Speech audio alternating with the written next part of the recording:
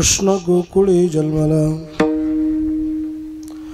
दुष्टाचल काप सुटला, होता कृष्णाचा अवतार, आनंदे करते घरोघर, सदा नाम वाचे गाती, प्रेमे आनंदे नाचती, होता कृष्णाचा अवतार, आनंदे करते घरोघर. तुका म्हणे हरते दोष, तुका म्हणे हरते दोष, आनंदाने करते घोष, होता कृष्णाचा अवतार, आनंदे करते घरोघर. विठ्ठला विठ्ठला.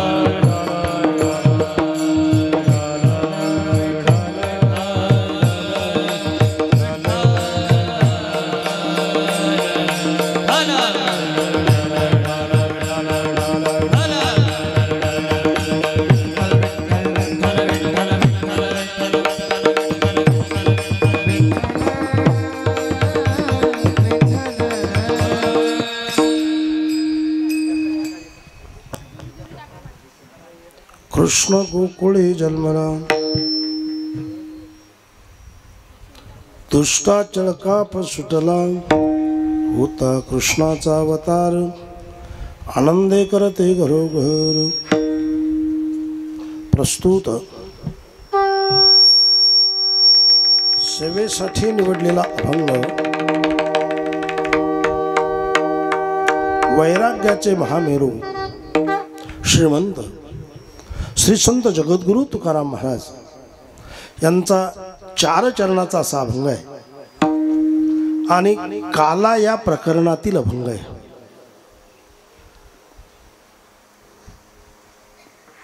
या अभंगावर काही चिंतन करण्यापूर्वी जगत चालक ब्रह्मांड नायक प्रभू पांडुरंग परमात्मा त्यांना प्रणाम करणं हे आपलं पहिलं कर्तव्य आहे.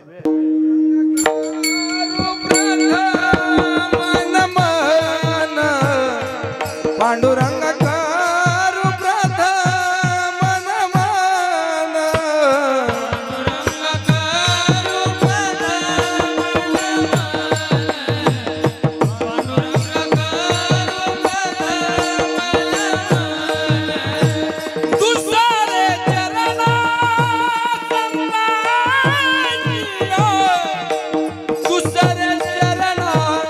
संतांची, दुसरे चरण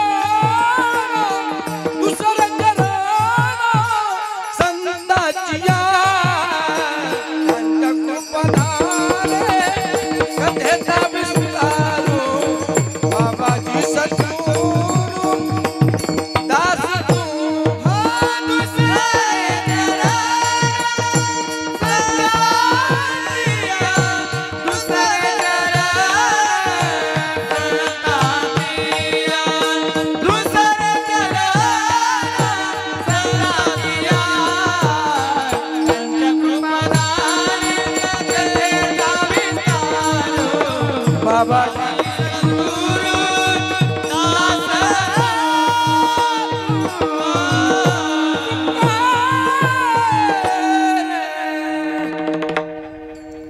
पांडुरंगा करू प्रथम नमन, दुसरे चरण संतांच्या, त्यांच्या कृपादाने कथेचा विस्तारू, बाबाजी सद्गुरु दास तुका.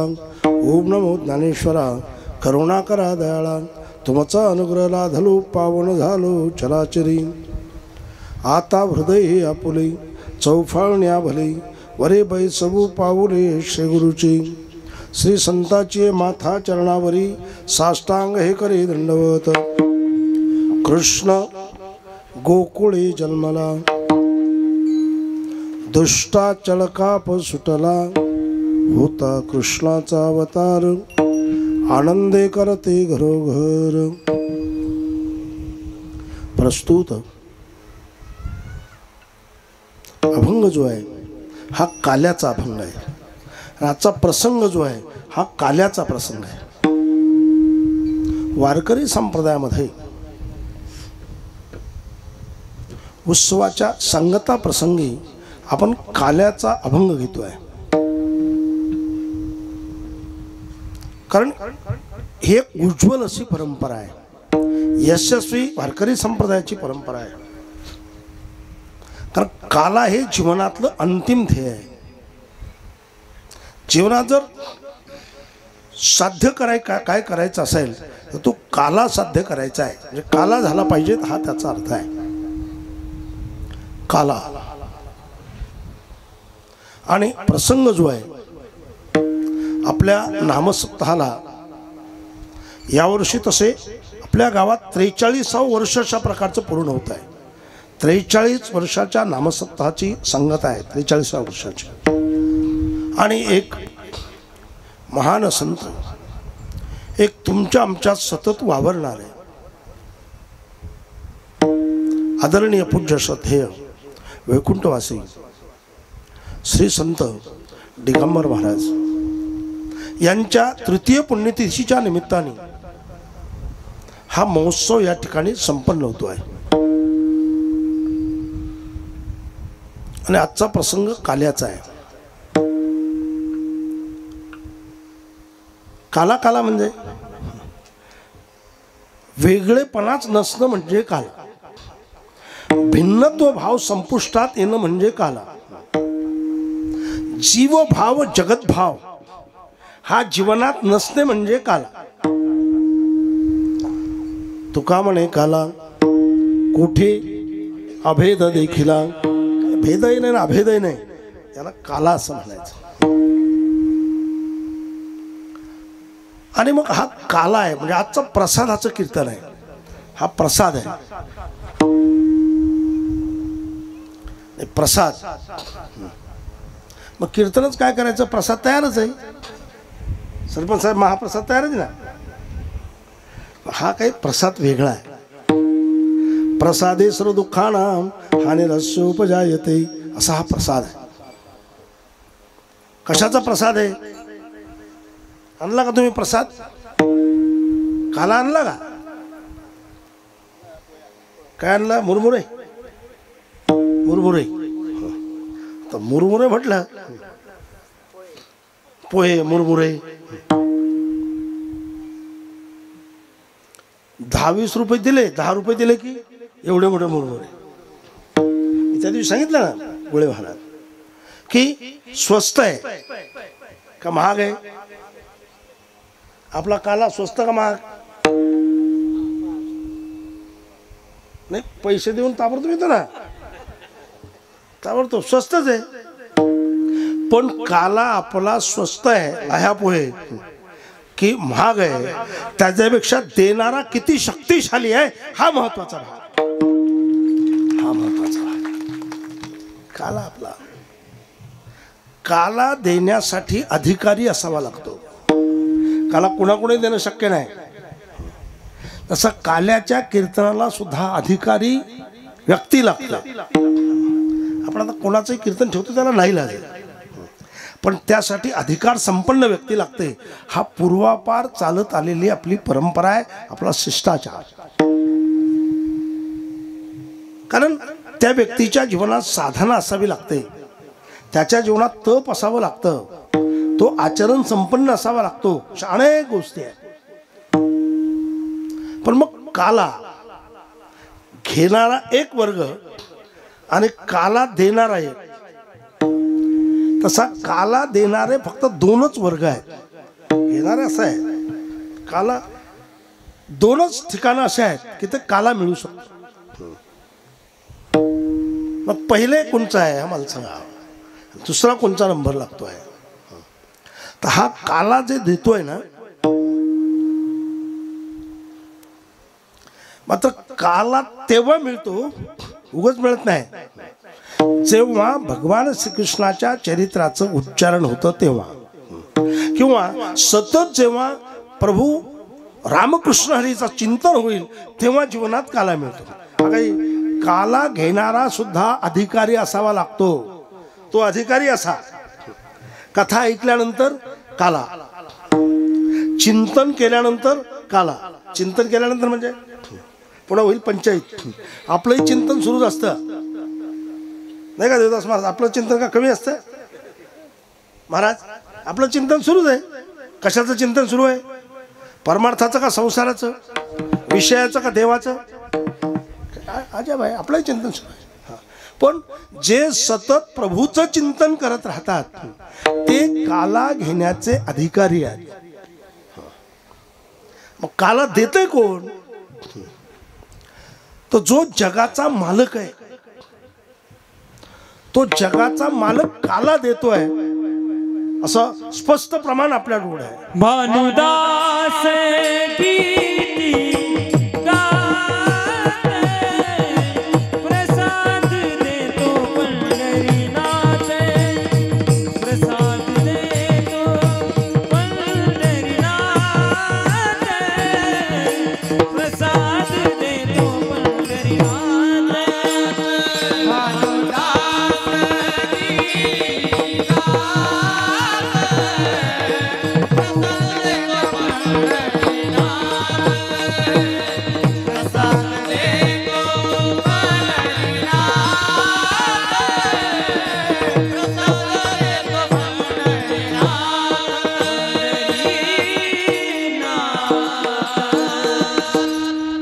भानुदास गीती भानुदास किती गात, प्रसाद देतो पंढरीनाथ. किती गात मग प्रसाद देतो पंढरीनाथ. उगाच नाही, जगाचा मालक प्रसाद देतोय. म्हणून या महाप्रसाद म्हणजे या प्रसादाला एक अनन्य साधारण असं महत्व आहे. बाकी मग तुम्ही आता गेले बाजारात घेतले मुरमुरे सुरू केले, तो भाग वेगळा. घेतलं दही, तो भाग वेगळा. पण इथे प्रसाद देतो पंढरीनाथ प्रसाद देतोय. किंबहुना पुढच्या शब्दात म्हणतोय आणखी काला देणारा एक वर्ग आहे, तो संतांचा वर्ग आहे. संतांच्या सानिध्यात काला होतो. संत आपणाला काला देतात. संतांनी काला दिला की जीवन कृतार्थ होतं. ही ते त्यांच्यात असलेली एक शक्ती आहे असा भाग आहे. कुठे काय कसा हा जर आपण विचार केला तर एक प्रमाण तुम्हाला पुन्हा आठवेल. ते प्रमाण असं आठवेल की प्रसाद, संत हे प्रसाद देतात. कारण चंद्रभागेचं वाळवंट आहे. वाळवंट मुळात कसं असतं? बरवं असतं, नीट असतं आणि उत्तम असतं. जे बरवं आहे, जे नीट आहे, जे उत्तम आहे ते वाळवंट, ते वाळवंट आहे. आणि असं जे वाळवंट आहे, भूवैकुंठ पंढरी, येथे भूवैकुंठ पंढरीत असलेली मा चंद्रभागा आणि त्या चंद्रभागेच्या वाळवंटात एकच टाळी झाली.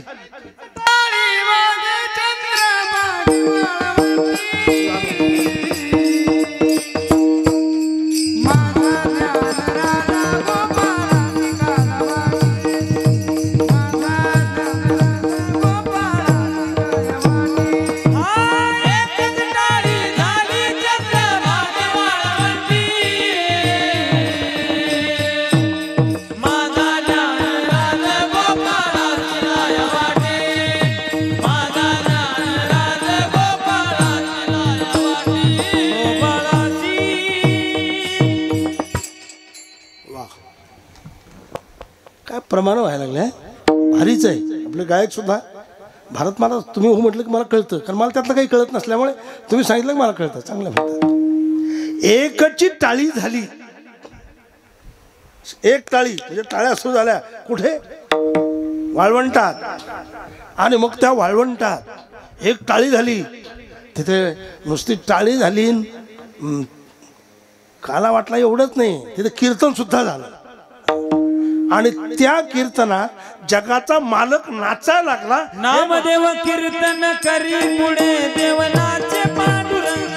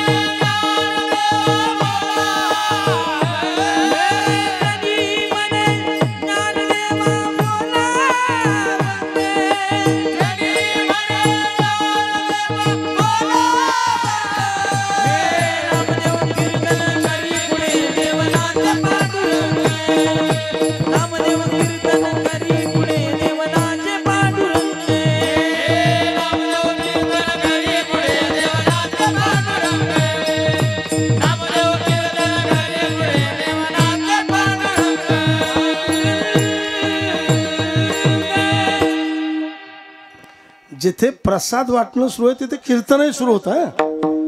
तिथे कीर्तन होतं. बाबा खरंच सांगतो मला, खरं म्हणजे आता पण खोटं सांगितलं असं नाही हं. खरंच आहे सर, सांगणं सुरू आहे. जिथे कीर्तन असतं ना, जिथे हरिनामाचा घोष असतो ना, तिथे जगाचा मालक उभा असतो. पण तो अंतःकरणातला भाव तसा असणं आवश्यक आहे, हा त्यातला भाग आहे. आता बरेच कीर्तन होतात.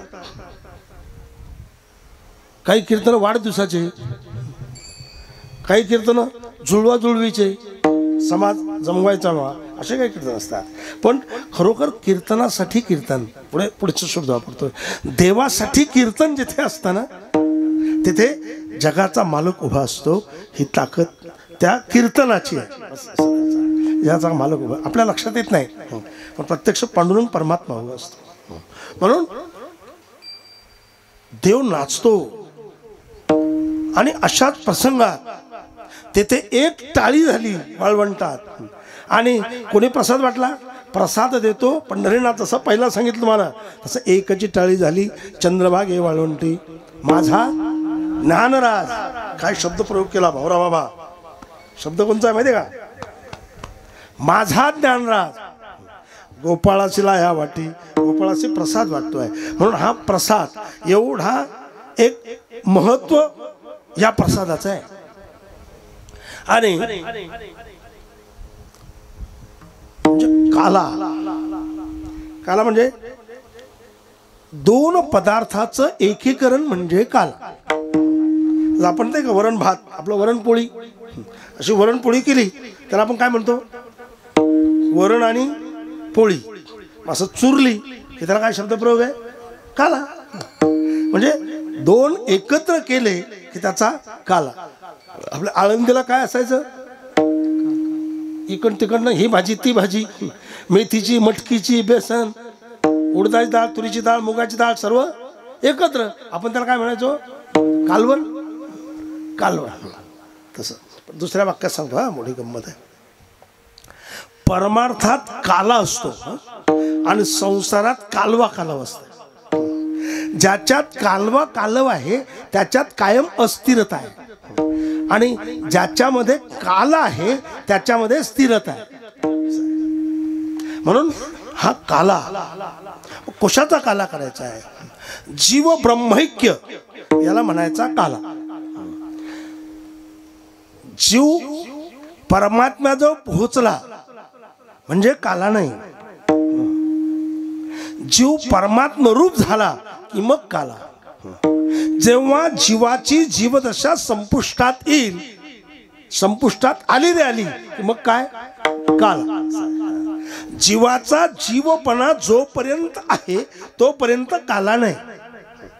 म्हणजे असं एखाद्या वेळेला काय माणूस आहे, देवाजवळ पोहोचला पण ती समीपता आहे, आपल्याला सायुज्यता पाहिजे. लक्ष्मी वल्लभ तया जवळी समीपता आहे. चतुर्भुज नर होऊन ठेले सायुज्यता आहे. म्हणजे जीव ब्रह्मरूप होणं हा काला आहे. म्हणजे जीव ब्रह्मरूप कसा होईल, ब्रह्मरूप होणं म्हणजे कसं शक्य आहे, काही अवघड नाही. फार लंबी प्रक्रिया मी आपल्या पुढे ठेवत नाही, कारण आपला निर्धारित काला 9 ते 11 आहे. 9 ते 11, अर्धा तास इकडे तिकडे. सुरू करायला उशीर झाला तर आपण समजू शकतो, किंवा थोडा उशीर झाला मग 30 मिनिट वाढवायला काही हरकत नाही, याच्यापेक्षा जास्त काही आवश्यकता नाही. आणि काय उगाच बाष्कळ बोलत बसल्यापेक्षा कमी वेळात कमी शब्दात तो विषय आपल्या पुढे ठेवावा, मी या मताचा आहे. आपलं मुळात क्षेत्रच असं आहे, अल्पाक्षरम असंदिग्धम सार्वत विश्वतो मुखम. विठ्ठला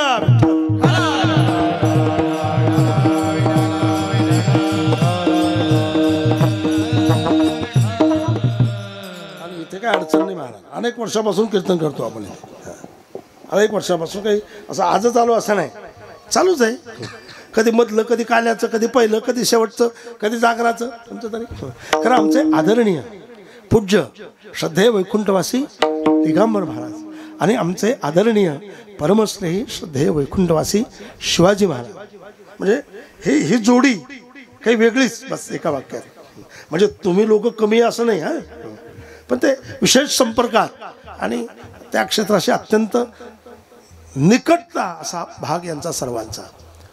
आणि आता यावर्षी ज्यांच्या अंत्यसंस्काराला येण्याची वेळ आली, खरं अत्यंत कमी कालखंडात एक आपल्या वारकरी संप्रदायात एक कर्तव्यदक्ष, एक कर्मकांडात सुद्धा ते तत्परच आहे, अडचणच नाही, ते सुद्धा आपल्याला सोडून गेले. असे अनेक मंडळी जी आहे त्यांचं आठवण होणं, हा सुरेश भाऊ, तेच म्हणजे एकंदरीत त्यांची आठवण होणं, स्मरण होणं हे या प्रसंगात स्वाभाविक आहे. असो, जीव आणि परमात्मा याच्यामध्ये एकरूपता निर्माण झाली पाहिजे. म्हणजे जीव परमात्मा रूप नाही का, परमात्मा रूपच आहे, पण मग काय केलं पाहिजे, काय काय काय केलं पाहिजे हा प्रश्न येतो. शंकर महाराज एक गमतीचं वाक्य सांगतोय. गमतीचं म्हणजे तुम्हा अगोदर प्रथम क्षणी तर कोणाला मान्यच होणार नाही असं वाक्य सांगतोय. कुठल्या तरी साधनाचा अवलंब केला पाहिजे, तेव्हा परमात्म्याची प्राप्ती होईल असं होऊ शकतं. पण मी या मताशी असहमत आहे. कुठल्या मताशी? आता वाक्य मांडलं, कुठल्या तरी साधनाचा अवलंब केल्यानंतर परमात्मा प्राप्ती हे मला काही क्षणात अमान्य आहे. म्हणजे तुम्हाला काय मान्य आहे? तुम्हाला पटलं नाही ना वाक्य? पटलं? कसं काय पटलं तुम्हाला सांगा. साधन तर करावंच लागेल ना. कुठल्या तरी साधनाचा म्हणजे योग्य साधनाचा अवलंब जर केला तर योग्य स्थानावर प्राप्त होईल, म्हणजे आपण पोहोचू शकतो. पण मी शब्दप्रयोग काय केला? साधनानी, कुठल्याही साधनानी देवाची प्राप्ती असंभव आहे, शक्य नाही, होतच नाही असं माझं. शंकर महाराज नाही अडचण आली का? अडचण आली का नाही? अडचण येण्यासारखंच आहे. सरळ सरळ पूजा केली, अर्चा केली, देवाचं नाव घेतलं, ज्ञान मिळवलं, हे साधनच आहे. आणि तुम्ही म्हणता की त्याने परमात्म्याची प्राप्ती नाही, मग काय अडचण आहे? दुसरं वाक्य वापरतो, परमात्मा प्राप्तच आहे का प्राप्त करून घ्यायचा आहे? अप्राप्तस्य प्राप्ती का प्राप्तस्य प्राप्ती? प्राप्तस्य प्राप्ती. मग कुठल्या साधनाचा जरी अवलंब केला तर तो प्राप्तच आहे, मग प्राप्त करून घ्यायचं काय काम आहे? इतकं लवकर त्याचं सूत्र लक्षात येणार नाही. दुसरं लक्षात येईल, साधनाचा, योग्य साधनाचा जर अवलंब केला तर प्रतिबंध बाजूला सारण्याची ताकद त्या साधनात आहे. प्रतिबंध संपून जातात, प्रतिबंध शिल्लक राहत नाही. आणि प्रतिबंध संपले रे संपले, विषय संपला. काम क्रोध लोभ निमाली ठाईची अवघी आनंदाची सृष्टी झाली. किंवा त्याने का काम क्रोध केले घर रीते, तुका म्हणे देव भरिला विठ्ठले, काम क्रोध केले घर रीते. साधनानी काम क्रोध बाजूला सारल्या जातात, काम क्रोध पळून जातात, त्यामुळं घर रीत होतं. म्हणून पांडुरंग परमात्मा तेथे येतोय. साधनानी प्रतिबंध हटवले, मध्ये येणारे प्रतिबंध हटवले असं त्याचा अर्थ आहे. आणि जो प्राप्त आहे तो आपल्याला मिळून गेला. एक दुसरा भाग सांगतो. मग हा जो परमात्मा आहे हा मला कसा प्राप्त होईल, म्हणजे कुठल्या काय केलं पाहिजे आम्ही? आता दुसरी प्रक्रिया सांगतो. ही प्रक्रिया आता कंसात ठेवा, आता सांगितलेली फक्त डोक्यात ठेवा. काही गोष्टी अशा असतात डोक्यात ठेवायच्या आणि कंसात टाकायच्या. तर दुसरी प्रक्रिया सांगतो की परमात्मा वस्तू जी आहे ती आम्हाला कळण्याची आवश्यकता आहे. कशाने कळेल परमात्मा वस्तू? तर परमात्मा वस्तू कळण्यासाठी ज्ञानाची आवश्यकता आहे. ज्ञानाशिवाय परमात्मा वस्तू कळणार नाही. ज्ञान भी नाही के उपाय करे तुके ते गुंफीसे अधिक हे रुखी आहे. दुसरी होवी तरी परमात्मा ऐसे जे एक वस्तू असे ते जया दिसे ज्ञानास्तव, ज्ञानाने वस्तू दिसते. मग आता ज्ञानाची काय गरज आहे? ज्ञानाची ही गरज आहे, आमच्या ठिकाणी विपरीत भावना निर्माण झाली, आमच्या ठिकाणी अविद्या आहे, आमच्या ठिकाणी आवरण आहे, अज्ञान आहे.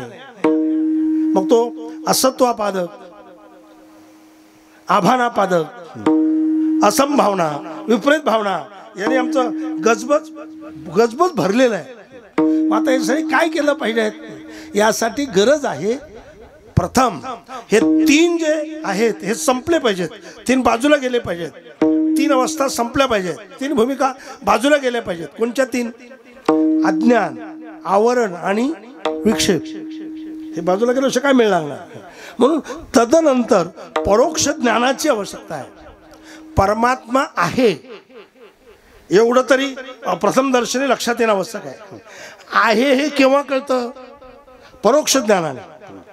आणि फक्त आहे, देव आहे एवढंच. देव आहे परोक्ष ज्ञान. पण नाही मी देव आहे किंबहुना सर्व विश्वच देव आहे ही भूमिका निर्माण होते ती अपरोक्ष ज्ञानाने. आणि एकदा का अपरोक्ष ज्ञान झालं की मग जीवनात कायम आनंदाबाबती आहे. जीवनातला शोक नाहीसा होतो हा त्याचा अर्थ आहे. आणि जेव्हा आनंदाबाबतीपर्यंत आपण गेलो ना तेव्हा खरा जीवनात काला झाला हा त्याचा अर्थ. आणि हे जे तुम्हाला शरीर मिळालं ना, शरीर म्हणजे एक संसारच आहे. संसाराच्या वेगळ्या वेगळ्या व्याख्या आहेत. कधी आपण अहंकाराला संसार म्हणतोय आयुप्रमाण, कधी जन्ममरणाला संसार म्हणतोय, कधी देहाला संसार या शब्दाने संबोधित केलेला आहे. देहाधिक संसारे, देहाधिक संसार. हा देहाधिक संसार जो आहे हा म्हणजे आपण जे जन्माला आलो ते फक्त काल्यासाठीच आलो. काल्यासाठी म्हणजे पांडुरंग होण्यासाठी जगात आलो. होऊ शकतो का? मग झाला स्वयमेव पांडुरंग. याच्यासाठी संसारी जन्म, संसारी जन्मी जे याची लागी हे जीवनातलं भाग्य आहे. मी वासुदेव तत्वता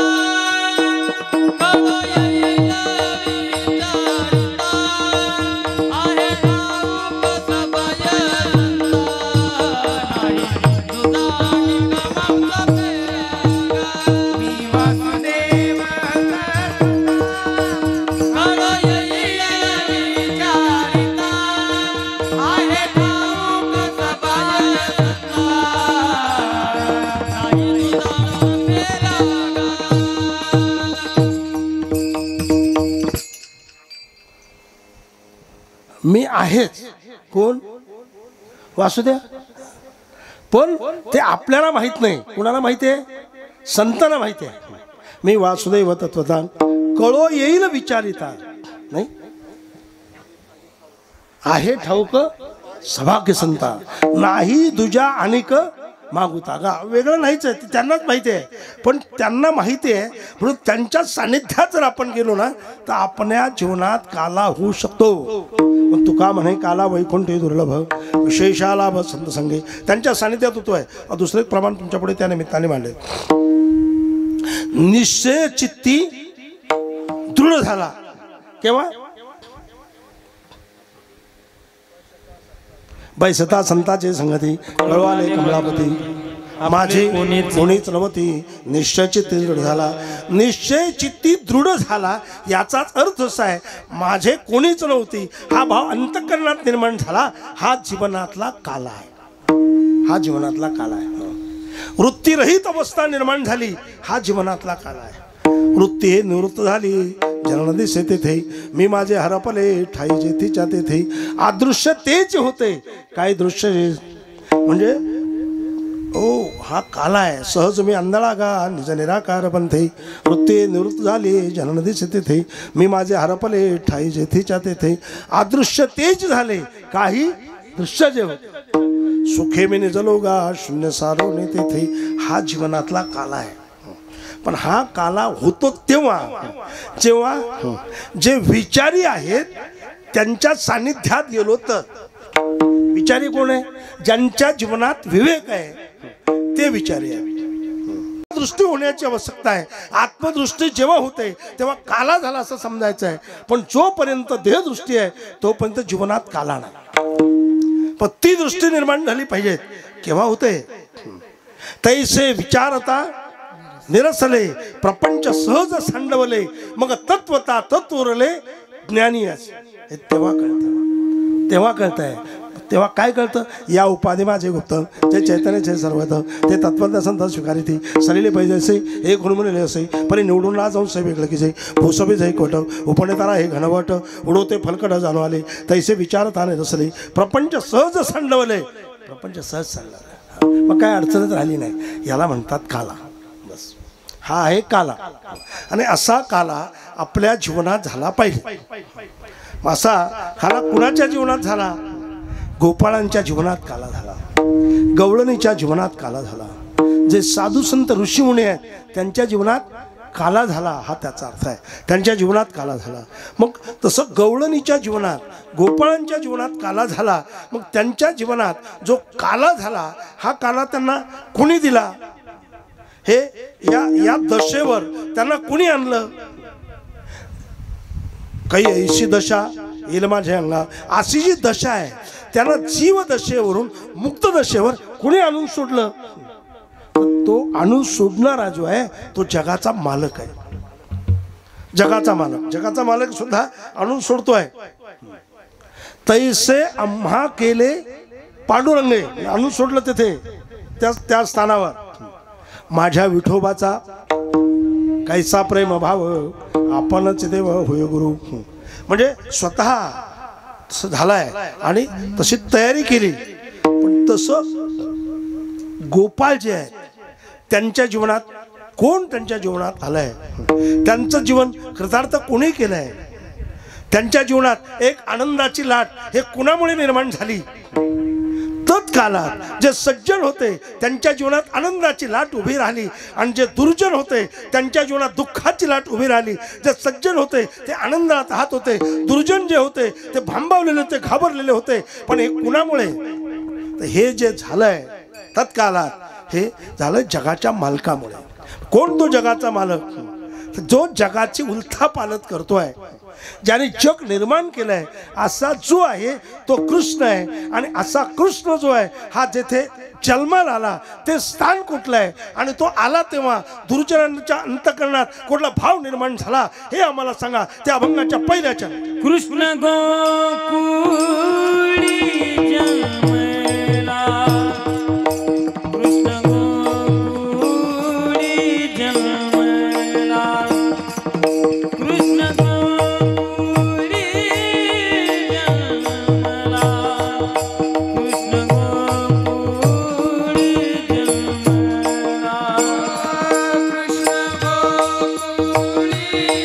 जन्मला, कृष्ण गोकुळी जन्मला, कृष्ण गोकुळी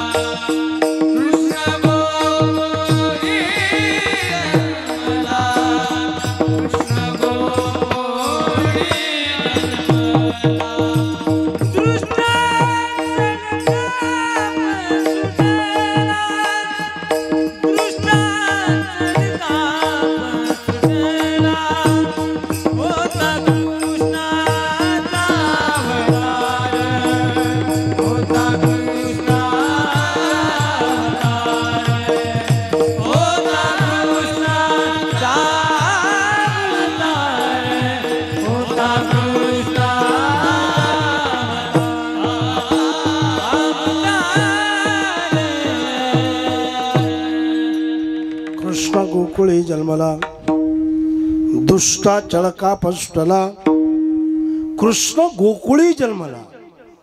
कोण जन्माला आलं? कृष्ण. कोण कृष्ण? जो नंदाचा नंदन आहे तो कृष्ण. जो यशोदेला माता म्हणतो तो कृष्ण. एकलेने कंठेचे म्हणून आहे नाही, केले निर्माण 14 ही भोवणे, गगन चंद्र सूर्य मेघता रांगणे, पाचही महाभूते बहुतेक भिन्न भिन्न, तो कृष्ण. किंवा अगदी समर्पक प्रमाण, एकेकटाची असून एकला, विश्वाकार होऊन आठेला, जया परी हो तैसाच गमला, नंद नंदन आचो जांभूला, जो नंदाचा नंदन आहे तो कृष्ण आहे. कोण कृष्ण? जो चराचरात व्यापून आहे तो कृष्ण. यतुवा इमाने भूतानी जयंत येन जातानी जिवंती, म्हणजे सर्व जे निर्माण केलं असा जो आहे तो कृष्ण आहे. मी मागेही सांगितलं, कृष्ण शब्दात कृष धातू आहे. कृष धातू म्हणजे आपला नांगर बिंगर नाही का, नांगर आता पलटी फाळ, बरेच आता उलट उलट चालूच आहे. आता पहिला असं सरळ फाळ होता तरी खालचं वरचं खाली असं व्हायचं मोकळेपणा, पण आता अधिकृत पलटी फाळ म्हणजे तो नांगरच आहे ना, पण खालची जमीन वर, हा नांगर म्हणजे शेतीतला भाग आहे. तसं जो जगाची उलथापालत करतो तो कृष्ण. कृष्ण कृष्ण धातू जसा आहे ना तसा तो कृष्ण आहे. चला, कोण कृष्ण? एकच प्रमाण सांगून पुढे जातोय, कारण आपल्याला बरोबर 11:30 आरती सह झालं पाहिजे. 11:30 कारण तुम्हाला लांब जायचं ना का नाही, तुम्हाला जायचं ना काही तर मुक्काम आहे, यांची काही अडचण नाही. यांचा स्वयंपाक झाला, तुम्ही आरामशीर जरी 2 वाजले तर यांची काही अडचण नाही. आणि मागच्या वेळी तरी होती थोडी थोडी, का नाश्ता नव्हता ना, नाश्ता नव्हता. नाश्ता होता का मागच्या वेळेला? हा, आता यावर्षी आता काही अडचण नाही, आता काही यांची काही अडचण नाही. आता पण तुमच्या प्रवासाचंच पहा तुम्ही. तुम्ही जर म्हणत असाल आमचं धक्तं तर आपलं चालतंच, मग आपल्याला काहीच अडचण नाही. आपली गाडी चालते, आपली गाडी किती तास चालवा तुम्ही, ही गाडी चालत राहणार, काही अडचण नाही. पण तरी सर्वांचा विचार करण्याची आवश्यकता आहे. ऊन भयंकर आहे, उन्हाची काही कसर नाही. आता जर त्याची कसर नाही, आपण कसर केली पाहिजे. म्हणून कृष्ण एकच प्रमाण, परब्रह्म निष्काम तो हा गवळी हा घरी, वाक्या वाळे अंधू कृष्ण नवनीत चोरी. वाक्या वाळे अंधू कृष्ण हा कृष्ण आहे. परब्रह्म निष्काम तो हा गवळी या घरी, जो गवळ्याच्या घरी आहे तो कृष्ण आहे. विश्वाचा जनिता यशोदेशी म्हणे, यशोदेशी माता, यशोदेचा आई म्हणतोय तो कृष्ण. असे अनेक अनेक प्रमाण आहेत. हा कृष्ण आहे. मग हा कृष्ण कुठे जन्माला आला? भारत महाराज गोकुळात. कुठे गोकुळ? यमुनेच्या तीरावर. मागे मी सांगितलं ना एक वाक्य यातलं, आठवतं का तुम्हाला थोडं थोडं?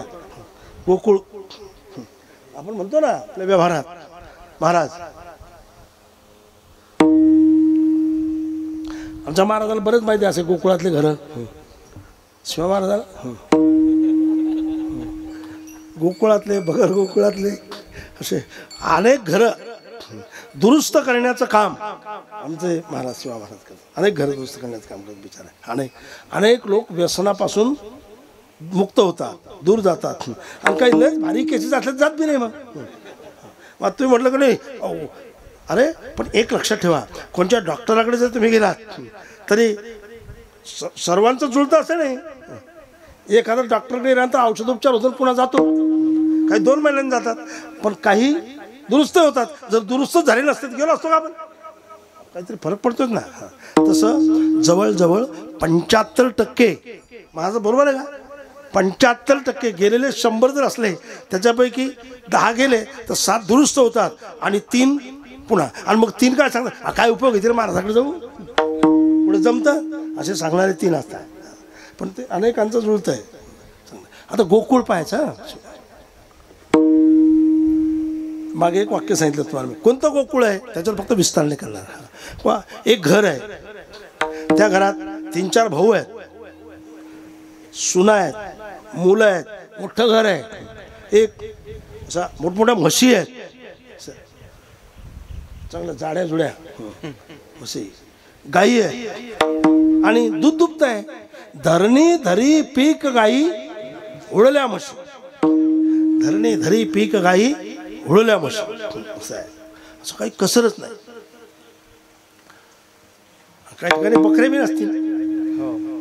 बकऱ्या मेंढ्या आता आमच्या भारत महाराजाकडे मेंढ्या नाही तुमच्याकडे नाही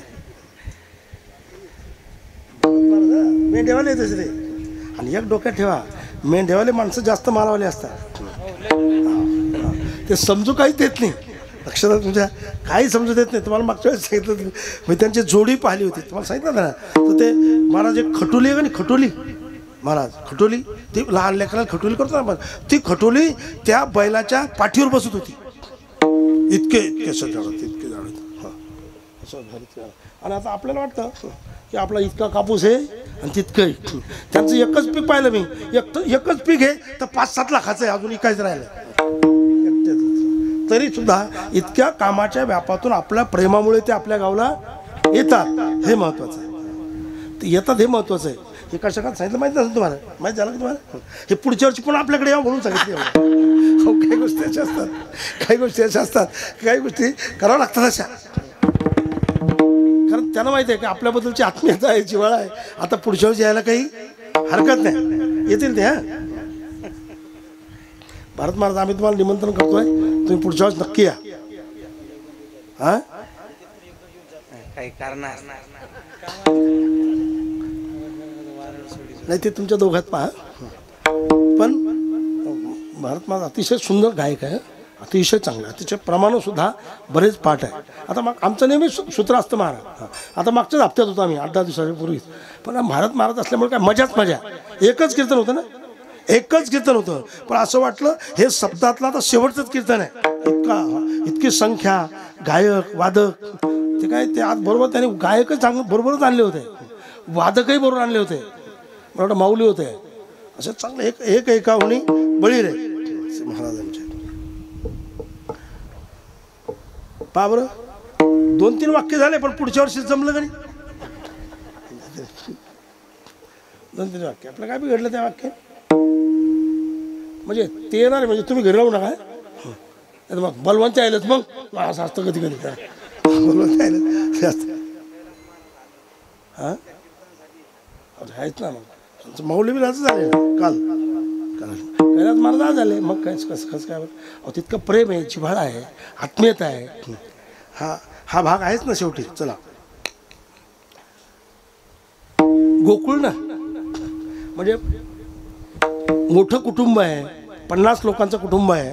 50 लोकांचं कुटुंब असतं बरं. तुमच्या गावात आहे काय एखादं नाही? आपल्या एरियात काही. मी आता 70 लोकांचं कुटुंब पाहिलं महाराज.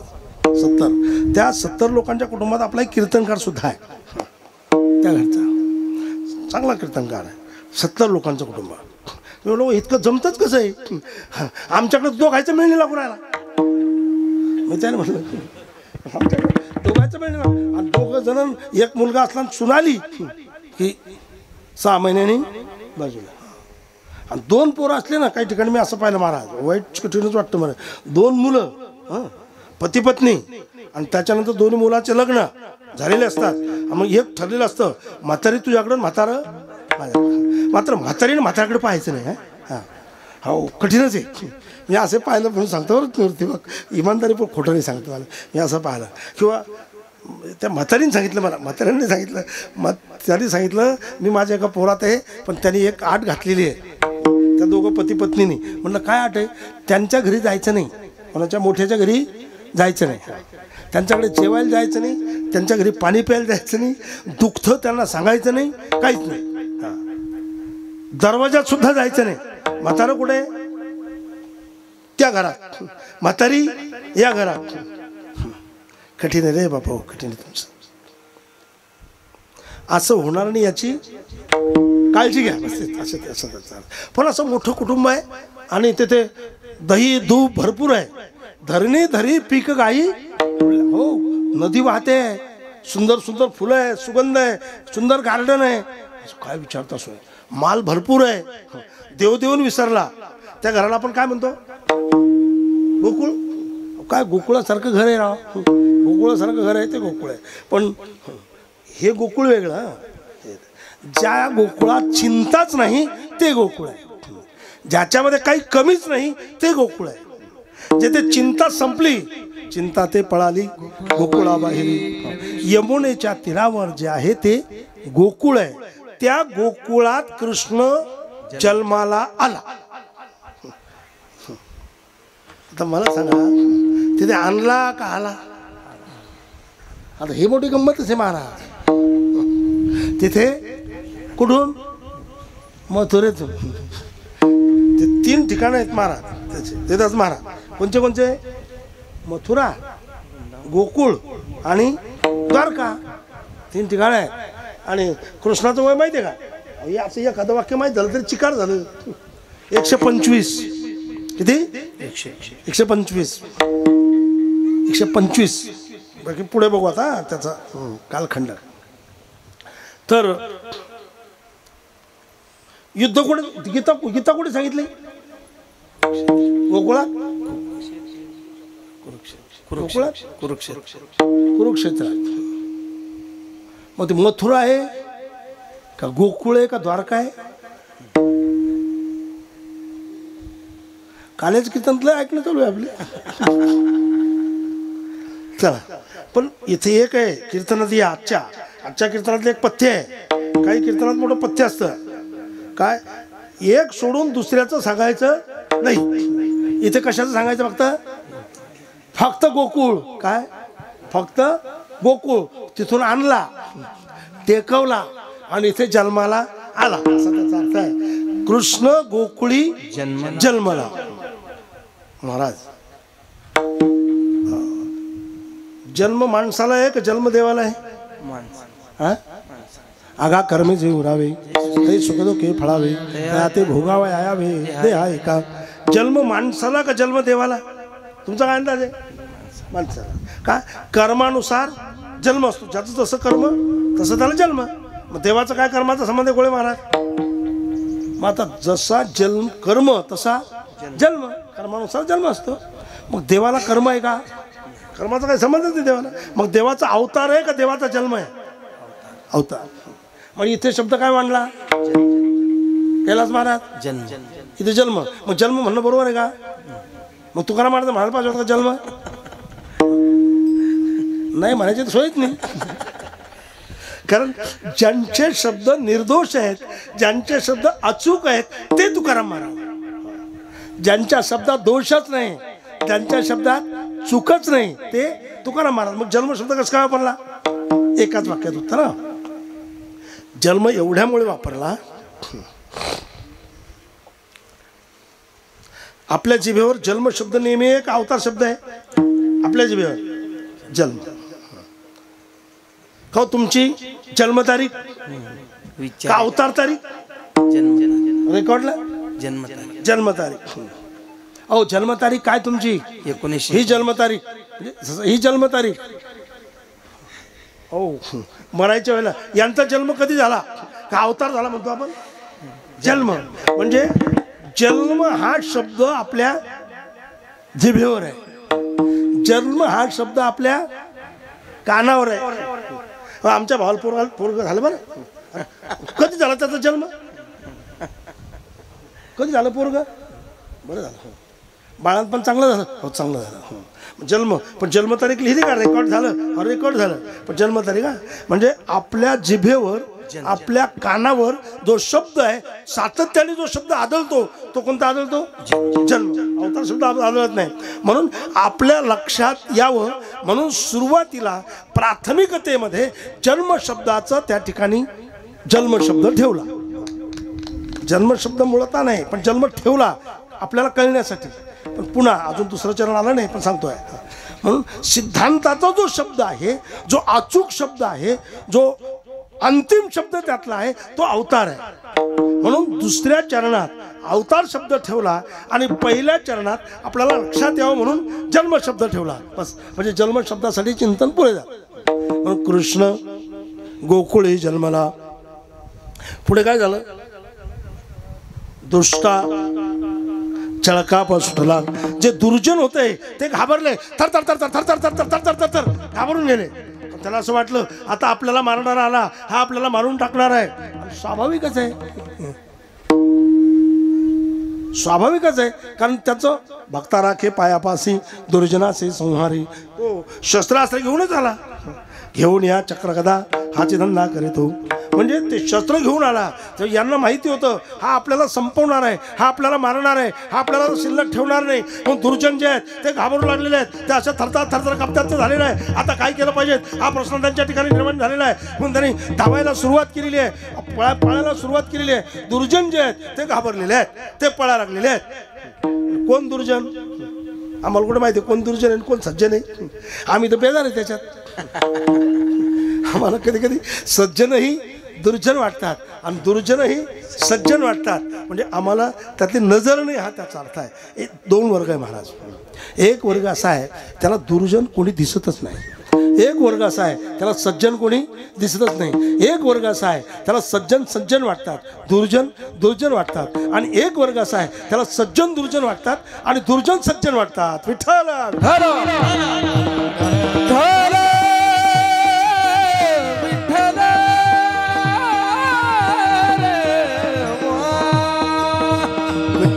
विठ्ठल विठ्ठल विठ्ठल विठ्ठल विठ्ठल विठ्ठल विठ्ठल.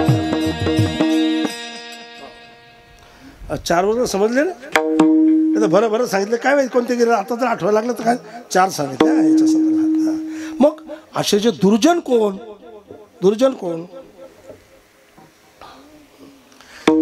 जे कीर्तनाला प्रतिबंध करतात ते दुर्जन. दुसरं कोण म्हणता येईल त्याला. हो कीर्तन काही ठेवू नका, सप्ताहात बंद करून टाका, काही गरज नाही असं म्हणणारा एक वर्ग आहे, दुर्जनच वर्ग आहे. गाय दिसली की खाटकाला विकून टाका, ते कोण दुर्जनच आहे. महाराज वाईट आहे बरं. तुम्हाला त्या दिवशी एक वाक्य सांगितलं आठवतं का तुम्हाला तिथल्या कीर्तनात चिंचपूरच्या, की थोडी गडबड झाली तर धर्मराजाचा काय कळला होता, अंगुठा कळला होता. थोडी गडबड जीवनात आयुष्यात ती फारच मोठी नोंद झाली तरी आता आपले किती मोठे होतात ते तुम्ही ठरवा. फक्त एक उदाहरण सांगतो मला मी. फक्त धर्मराजाची काय गडबड झाली ती बघा. शंकर महाराज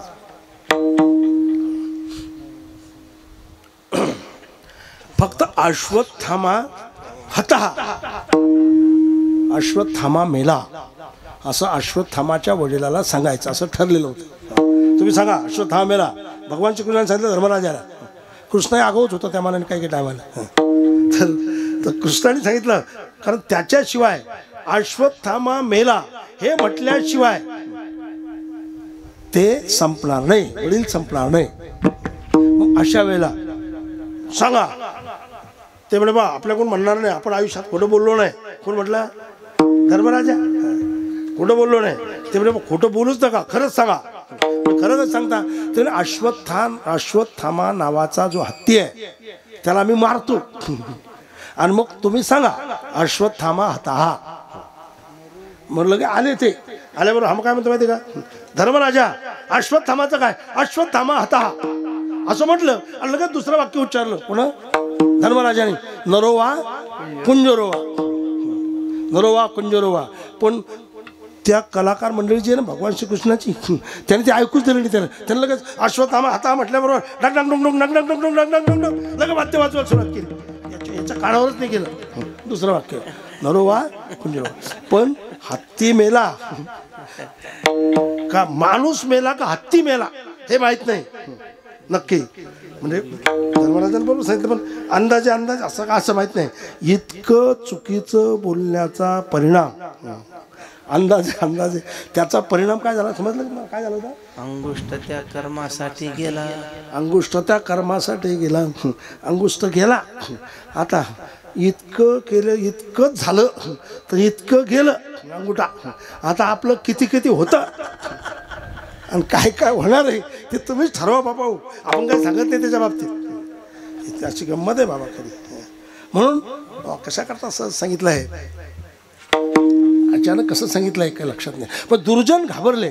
पण दुर्जन कोण येऊन अचानक विषयपर्यंत आला. दुर्जन कोण जास्त वाक्य मांडत नाही. विहित कर्माचा आचरण जे करतात ते सज्जन आहे, निषिद्ध कर्माचं आचरण जे करतात ते दुर्जन आहे. पुढचं वाक्य एकच वाक्य.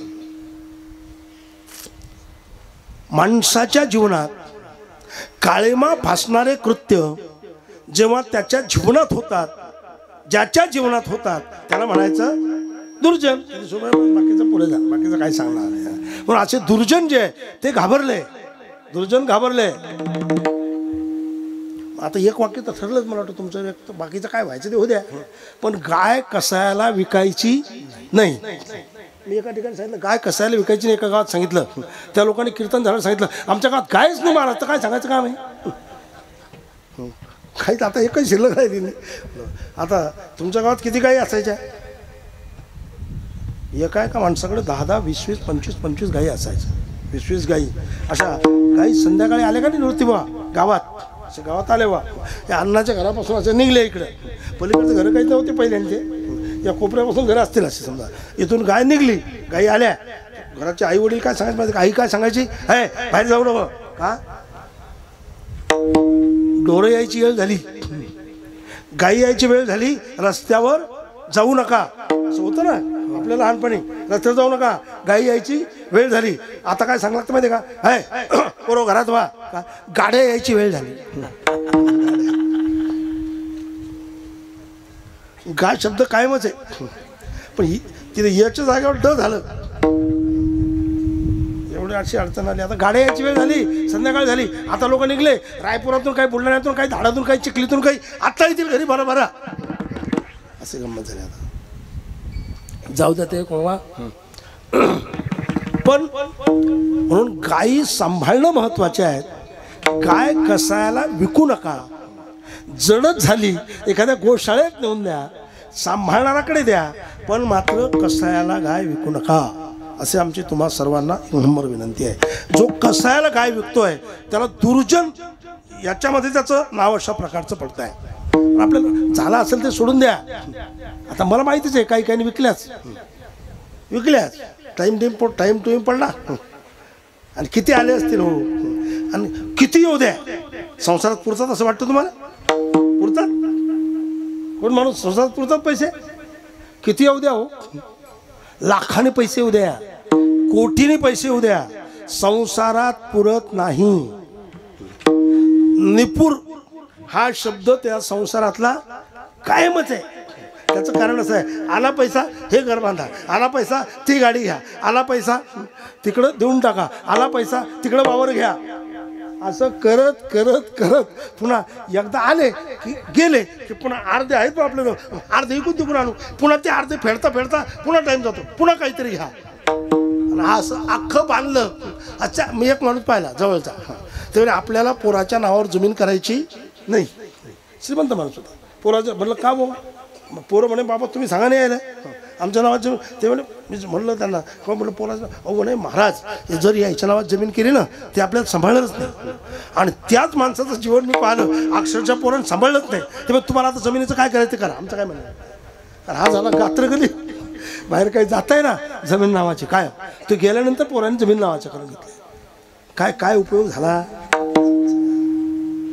म्हणजे हे अशा गमती संसारातल्या जाऊ द्या. संसारात तुम्ही लय अभ्यासू माणसं आहे संसारातले, तुम्हाला लय त्यातलं माहिती आहे बाबा. माझ्यासारख्या वेड्या माणसाने बोलून काही जास्त उपयोग नाही. मला त्यातलं काही कळत नाही, काही समजत नाही, मी त्यातला वेडा माणूस आहे म्हणून. पण एवढं कळतं की संसारात किती भेटलं तरी पुरत नाही. निपुर कायम आहे, कोणी येऊ द्या. माणसं म्हणतात त्याच्या घरी लय निपुर नाही पप्पा, त्याच्या घरी लय पुरून उरलं, गाड्या आहेत, घोड्या आहेत, बंगले आहेत. त्याच्याजवळ जा नक्की, त्याला फक्त इतकं विचारा, इमानदारीने सांगा, खरं सांगा की तुम्हाला निपुर आहे का नाही. तो काय सांगणार माहिती आहे का, खरं जर बोलला तर निपुर आहेच म्हणणार. ते फक्त किती द्या संसारात, बाकी सोडा. रावणाला पुरला का मला सांगा, काय काय किती झालं तरी काही कमी पडतंच. जाऊ द्या ते विषय. पण दुर्जनाच्या संदर्भातलं बोललो होतो ना, असे दुर्जन आहे. गाई, कीर्तन, ब्राह्मण या संदर्भात त्रास देणारे जे आहेत ते दुर्जन आहे. पण मग आता दुर्जन घाबरले. पण महाराज सज्जनाला काय वाटलं हे आम्हाला सांगा भारत महाराज. सज्जनाला काय वाटलंय, कृष्णाचा अवतार होता क्षणी सज्जनाला काय वाटलं, होता कृष्णाचा अवतार,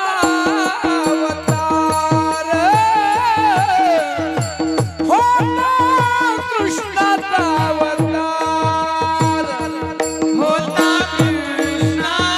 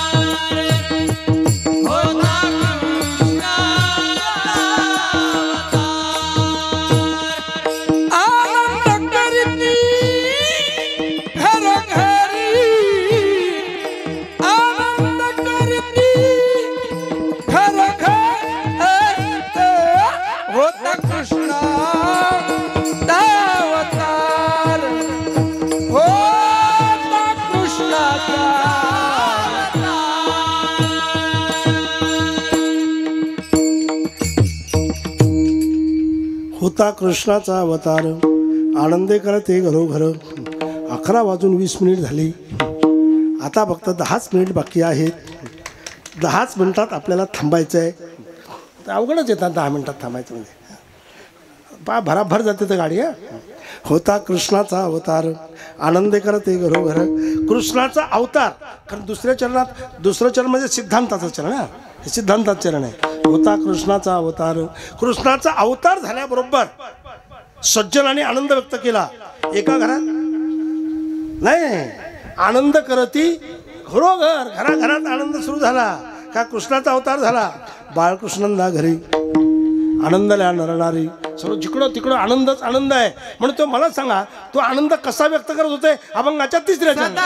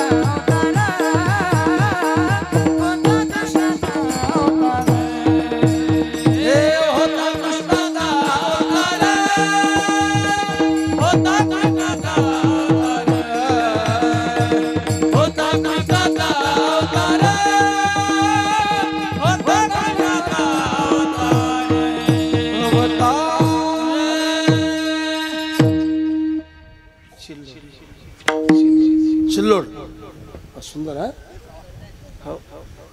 भोकरदन शिल्लोड नाही भोकरदन. हो भोकरदन शिल्लोड नाही. शिल्लोड थोडा अंतर आहे ना आपल्यापासून.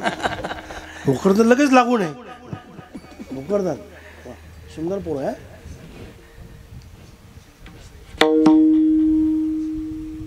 एकदम चांगले काही हा लहान महाराज. हो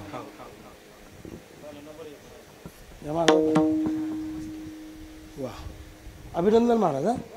विठ्ठल विठ्ठल.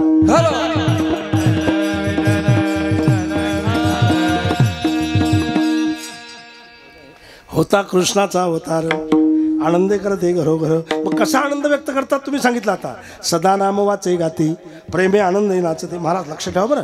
काय पहिल्या चरणात सांगितलं कृष्णाचा जन्म झाला गोकुळात. त्याच्यामुळे दुर्जन लोक घाबरले. पहिलं चरण झालं तुमचं पाठ. आता तितकं काय अवघड त्याच्यात. दुसऱ्या चरणात सांगितलं कृष्णाचा अवतार होता क्षणीच. अवतार झाल्याबरोबर सज्जन लोकांनी घराघरात आनंद व्यक्त करायला सुरुवात केली. आणि मग कसा आनंद व्यक्त केला हे 3रं चरण. सदा नाम वाचे गाती प्रेमे आनंदे नाचती. सदा नाम वाचे गाती. सदा म्हणजे अखंड खंडेना जीवन. रामकृष्ण सदा सतत सतत रामकृष्ण हरी रामकृष्ण हरी रामकृष्ण हरी रामकृष्ण हरी रामकृष्ण हरी रामकृष्ण हरी रामकृष्ण हरी. श्रीकृष्ण जय कृष्ण श्रीकृष्ण जय कृष्ण श्रीकृष्ण जय कृष्ण श्रीकृष्ण जय कृष्ण श्रीकृष्ण जय कृष्ण श्रीकृष्ण जय कृष्ण. असं सतत सदा नाम वाचे गाती सतत म्हणत राहिले. सदा नाम वाचे गाती प्रेमे आनंदे नाचती. आनंदाने प्रेमाने फक्त नाचत राहिले. का धन्य जगी तोची एक हरिरंगी नाचे. रामकृष्ण वासुदेव सदा स्मरे वाचे. रामकृष्ण वासुदेव सदा वाचे स्मरे. तो जगात धन्य आहे आणि नाचत राहतो. एका जनार्दनीने ते हरीचे कीर्तन असणे शयने सदा हरीचे चिंतन. म्हणजे असं चिंतन करत करत नाचतात. रामकृष्ण गीते गात टाळ चिपुळ्या वाजवित छंदे आपुल्या नाचत घेऊन फिरता का. असा आनंद व्यक्त केला. कसा आनंद व्यक्त केला असा सदा नाम वाचे गाती प्रेमे आनंदे नाचत. हो तुकोबार आहे. आमच्या लक्षात आलं की कृष्ण आल्याबरोबर दुर्जन घाबरले. सज्जनाने आनंद व्यक्त केला. पण तो कसा केला तर सदा नाम वाचे गाती 3रं चरण सांगितलं. पण त्याचा परिणाम काय झाला हे आम्हाला सांगा. त्या अभंगाचं 4थं चरण. तुका म्हणे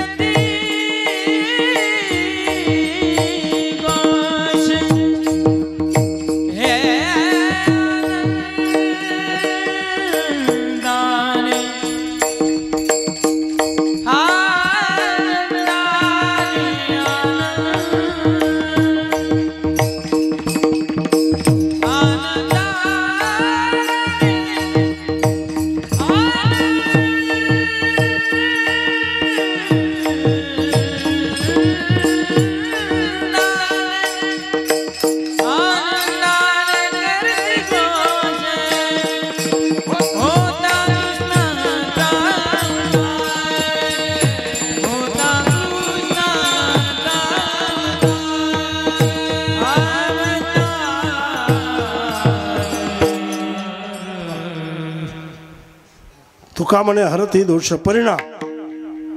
नवराबाबा याचा परिणाम बघा. सदा नाम वाचे गाती प्रेमे आनंदे नाचती. काय परिणाम झाला त्याचा? तुका म्हणे हरती दोष. दोष हरले, संपले. तुका म्हणे हरती दोष म्हणजे चिंतन केल्यामुळे दोष शिल्लक राहत नाही. दोष नाही ओखदासी. विषय संपला. जळती दोषाचे डोंगर शुद्ध होती नारी नर म्हणजे दोष संपले. तुका म्हणे हरती दोष. पुढे आनंदाने करती घोष. आता आनंदाने फक्त घोष करणार सतत. म्हणजे म्हणून एकंदरीत त्याचा परिणाम आहे. म्हणून आनंदाने करते घोष. होता कृष्णाचा अवतार आनंदे करते घरोघर विठोबा रखुमाई.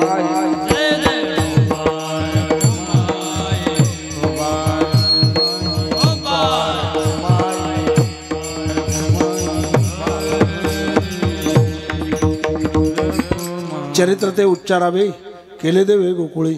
भगवान श्रीकृष्ण गोकुळात अवतीर्ण झाले. सुनंदा नावाची त्यांची जी आत्या होती त्या आत्याने ताबडतोब सांगितलं, अहो यशोदाला पोरगा झाला, यशोदाला पोरगा झाला. ती बातमी जी आहे ती वाऱ्यासारखी पसरली. वाऱ्यासारखी पसरल्याबरोबर गवळणी ज्या होत्या त्या सुंटवडे त्यांनी ताटं घेतले, सुंटवडे घेतलेत, धावायला सुरुवात केली. अहो काय झालंय? पुत्र झाला यशोदेला. अशा पद्धतीने पुत्र जो आहे आता हळूहळू तो रांगायला लागलेला आहे. रांगताच तो त्याच्या भावाबरोबर बळीराम दादाबरोबर अशा प्रकारचा रांगत त्याचा कार्यक्रम सुरू झाला. नंतर हळूहळू तो त्याची मित्रमंडळी जमा झाली. मित्रांना त्याने विचारलं, अरे तुम्ही इतके बारीक उद्बत्तीसारखे कसे दिसता, इतके पेद्रू कसे आहेत? तो ते म्हणे, देवा आपल्या कृष्णा तुझ्या घरी तुला दही दूध तूप लोणी मिळतंय, आमच्या घरचे देत नाही. म्हणजे काय होतं तुमच्या घरी? दही दूध होत आहे पण आमच्या घरी दही दूध आहे, पण दही दूध तूप जे आहे ते आमचं विकायलाच जातं. समजलं का वाक्य? कुठे जातं? डेअरीला. आमच्या घरी होतं पण आम्हाला मिळत नाही. तरी मग घरी विचारा, आम्हाला दूध द्या, आम्हाला दही द्या. मग ते पोरं हुशार होते. त्यांना लगेच घरी गेले. ते सरपंच साहेब घरी गेले. त्यांच्या आईला सांगितलं, आई मला आता काय दे? दूध दे. एक म्हणतो मला लोणी दे, एक म्हणतो दही दे. दही मला पाहिजे म्हणजे पाहिजे. ते म्हणे, दांगडू करू नका, चुप बसा. लहान लहान लेकरं दे, चुप बसा. का आई का देत नाही? तुला माहित नाही बाळा, हे सर्व तुझ्यासाठीच आहे. कोणासाठी आहे?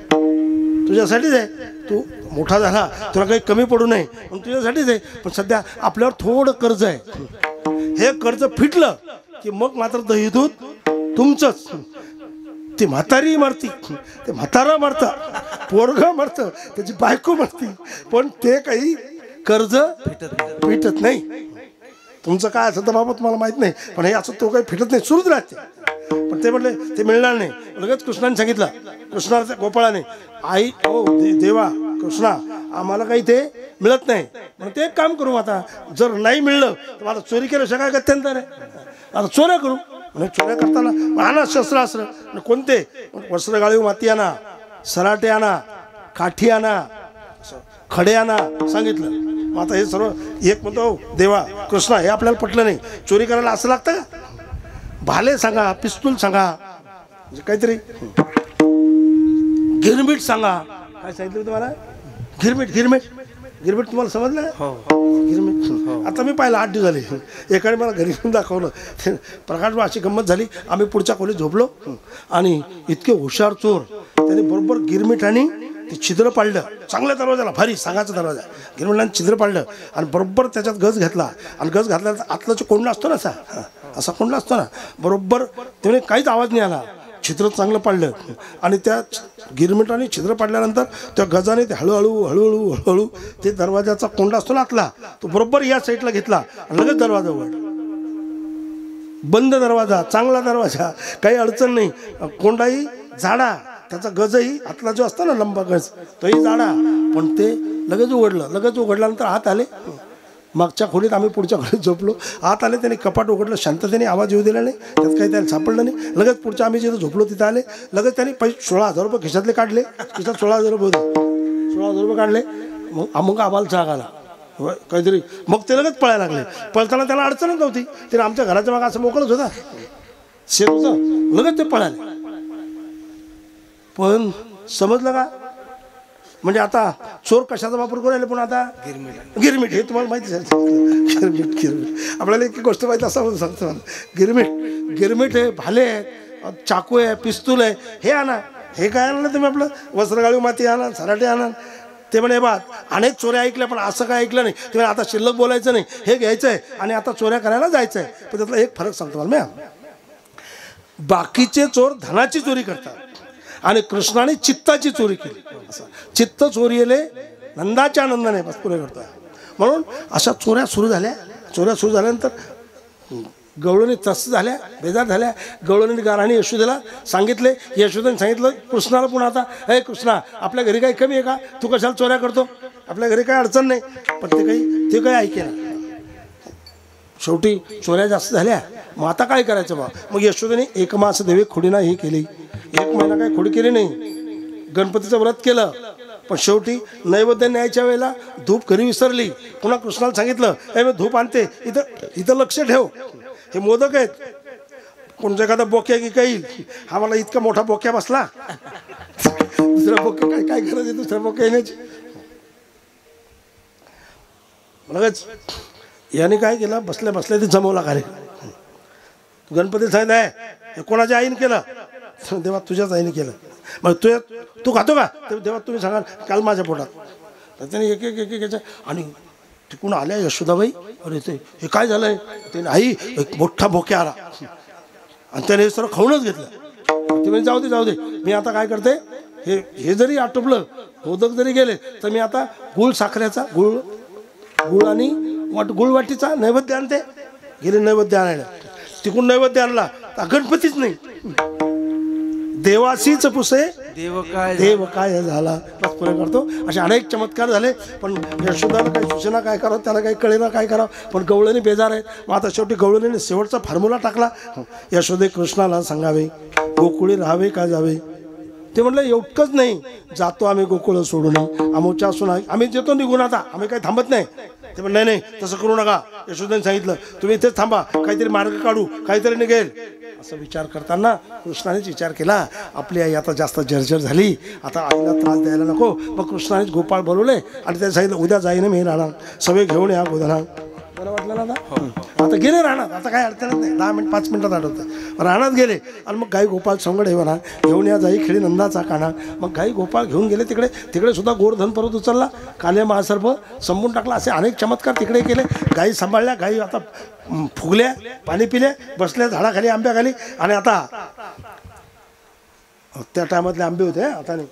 आता प्रत्येक गावात असे दिसायचं, अशा आंबऱ्या कसं काय गेलं का नाही कुठं. अहो मी शाळेत होतो पण दिसायचं आंबऱ्या, अशा लंबे आंबऱ्या मोठमोठे झाडं.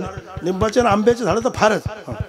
तितकंच काय पोरगी द्यायची का काय विचारायचं मध्ये का. याच्या घरी गाई किती आहेत, याच्या घरी आंब्याची झाडं किती आहेत. आता काहीच विचारत नाही बा. काय विचारतं तुम्हाला माहितीच आहे. आता नोकरी आहे का, आता ते एकाने सांगितलं आमची मुलगी आहे बा चांगली व्यवस्थित आहे, काही अडचणच नाही, फक्त शेतात जाणार नाही. नोकरी आहे पण मग शेत आहे ना कधी मध्ये जायला. नाही शेतात नाही जाणार, पाहिजे शेती आणि जाणार नाही. नवलच गोष्ट आहे. मग एखादं आमची जर पोरगी जाणार नाही शेतात, म्हणजे शेत नसलं चालतं. जाऊ दे आता, ते तुम्ही तुमच्यासाठी सांगितलंय सारं. ते सांगितलं तुम्ही ध्यानात ठेवा. आणि एक पाहिलं महाराज या वर्षात 2 वर्षात पाहिलं मी, आमच्या गावातही पाहिलं. मग सांगतो आम्ही करंटमध्ये फुल, सकाळी करंट संध्याकाळी करंट, काहीच नाही. आणि दररोज 300 रुपये रोज त्या माणसाला. आणि त्यांना म्हटलं तुमच्या मुलीचं लग्न करायचं का. मी एक माणूस पाठवला, ते म्हणजे हो करायचं ना. म्हणजे मग म्हटलं चांगलं ठिकाण आहे. तिने कसं काय म्हटलं असं आहे बा, त्यांच्याकडे 5 एकर जमीन नवरदेवाच्या वाट्यावर येते वा. ते पण ते नाही जमत बरं, ते जमत नाही. आणि एकाला सांगितलं किंवा ते जे आहे ना ते पोरगा फक्त लग्नाला गेलं किंवा निवडणूक असली तरच दारू पितो. निवडणुकीत असताना ते कार्यक्रम कधी नाही. लोक म्हणतात आपल्याला काय माहिती नाही त्यातलं का. निवडणुकीत असले तरच दारू पितो, नाही तर मग लग्नाला गेला तरच पितो. हे काही पित नाही. आणि हा दररोज सकाळ संध्याकाळ पितो. पोरीचा बाप तो म्हणतो नाही महिन्यातून एकदा मी पिली ना तरी आपली पोरगी द्यायची नाही, त्या दारुड्याला काय द्यायची. हे फुल आहे. रात्रंदिवस झोपताना दारू उठताना दारू, त्याशिवाय भागतच नाही. मी म्हटलं का तुम्ही तर लय पिता ना. ती बाई म्हणे पा पितात हे, पण यायची इच्छा अशी आहे आपल्याला बगर पेरायला पाहिजे. यायला माहिती आपलं वाटोळं झालं. पण म्हणलं आता बंद करा. बाईने सांगितलं म्हणा, ती बाई म्हणते यायची इच्छा आहे आता, कशाची, बंद करायची, पण मीच नाही म्हणते. बापरे म्हणलो, मी तर आपगलोच. खरं सांगू ना निवृत्ती बा, खरं सांगतो मी तर आपगलोच, कारण मी प्राय चुकीचं वाक्य कधी सांगतच नाही. मी आपगलोच. म्हणलं बाई कसं काय भानगडी, तुम्ही नाही म्हणता कसं काय. अहो ते म्हणे आम्ही पाहिलं 15 दिवस बंद करून, पण 15 दिवस असं बंद केलं ना तर आमच्या 4-5 कपाशा फुटल्या. समजलं नाही तुम्हाला. आणि हे 2दा पडले हो, 3दा डोकं फुटलं. कशामुळे, ते असे थरथर, त्यांचे पाय थरथरतात, त्यांचे हात अशा अशा अशा काढतात. दारू नाही पिली तर. त्याच्यामुळे आमचं म्हणणं आहे एकदम बंद करूच नका, हे दारू प्याजाच. अरे बाबा, अरे असं झालं अवघड. आता पटलं असतं ना तुम्हाला, का नाही पटलं, तुम्हाला तर पटलंच आता काही काही. अशी गंमत आहे बाबा. पण आता एक वाक्य यातलं ध्यानात ठेवाता महाराज, एक वाक्य सांगतो यायला, की ज्या बाईचा नवरा दारू पितो त्या बाईने आपल्या देराला, सासऱ्याला, भावाला, बापाला, मामाला सांगून काही उपयोग नाही. इतकं डोक्यात पक्क असू द्या. नाही मी बा भावाला सांगते, माझ्या बापाला सांगते, मग तुमची सोय लावतील. काही सोय नाही लावत. हां काही नाही, काय होत नाही त्यांनी. पण तुमच्या डोक्यात पक्क ठेवा की दररोज स्वयंपाक करताना रामकृष्णाली म्हणा, हरिपाठ म्हणा. हां औरा बाबा, मी उदाहरण अनुभवाने सांगू राहिलो तुम्हाला. मी हरिपाठ म्हणा, रामकृष्णाली म्हणा. जर तुम्ही असं स्वयंपाक करताना केलं, वाढताना सुद्धा तुम्ही रामकृष्ण हरी त्या चिंतनात त्यांना वाढलं, अन्नाच्या सत्वअंशापासून मन तयार होतं. हळूहळू तो माणूस जो आहे तुम्हाला कळणार सुद्धा नाही त्याने दारू कधी सोडली म्हणून. फक्त एवढंच आहे, जर ते जास्तच आजार जर जास्त असला तर जास्त दिवस औषध घ्यायला लागतं. आजार कमी असला तर कमी टायमात जमतं. मी अनुभवलेलं आहे. एक माणूस अक्षरशः सोडेच ना दारू, जमतच नाही. मलाही वाटायचं वा कसं काय वा. शेवटी 3 वर्ष लागली नव्हती बा. किती वर्ष? 3. श्रीमंत माणूस होता, त्यांच्या शेतातच ते भट्ट्या मवाची दारू पाडायची. ते पाडायचं, माणसाला सांगायचा हे घ्या करून घ्या दारू, तो प्यायचा. ते सर्वच असायचं. पण 3 वर्ष गेले त्या बाईंचे, 3 वर्ष. त्या बाईने मला 1 वर्षानंतर विचारलं, बाबा जमलंच नाही अजून. म्हणलं तुम्हाला मी खात्रीने सांगतो, माझा छातीवर हात ठेवून माझा विश्वास आहे. फक्त गिराईक जरा जास्त भारी आहे. भारी म्हणजे तुमच्या लक्षात आलंच की त्यांनी दररोज त्यांच्या शेतात दारू पडायची. कमी थोडी होती गिराईक, कधी मध्ये इथलं नव्हतं ते, जास्त होतं. मग 3 वर्ष गेले. पण 3 वर्षानंतर त्या माणसाने पवित्र तुळशीची माळा घातली आणि शेवटपर्यंत वयाच्या मरायच्या टायमापर्यंत सुद्धा त्याने प्रत्येक वर्षी नामसप्ताह केला. तर तो सप्ताह आता दरवर्षी ते मुलं 2 दिवस का होईना पण आता करतात. तो माणूस गेला महाराज. पण सप्ताह सुरू आहे 2-3 दिवसाचा, आणि ज्ञानेश्वरीचा पारायण कंपल्सरी सुरू आहे आजही सुद्धा. पण इतके वर्ष लागले. काही तर 6 महिन्यात जमतं.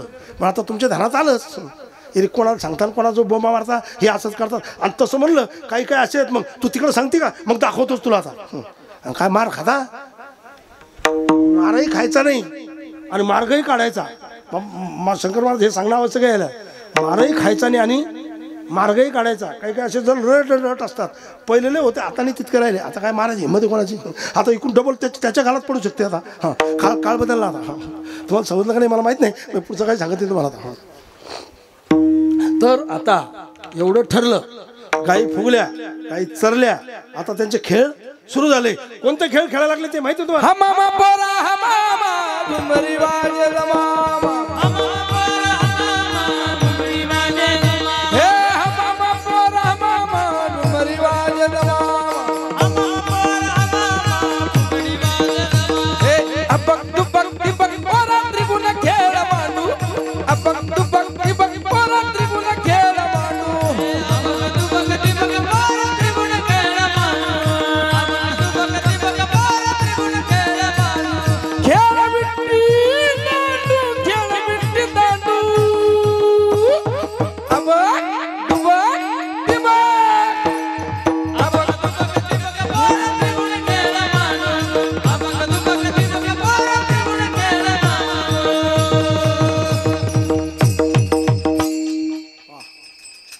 असे खेळ. आता खेळही पुष्कळ झाले.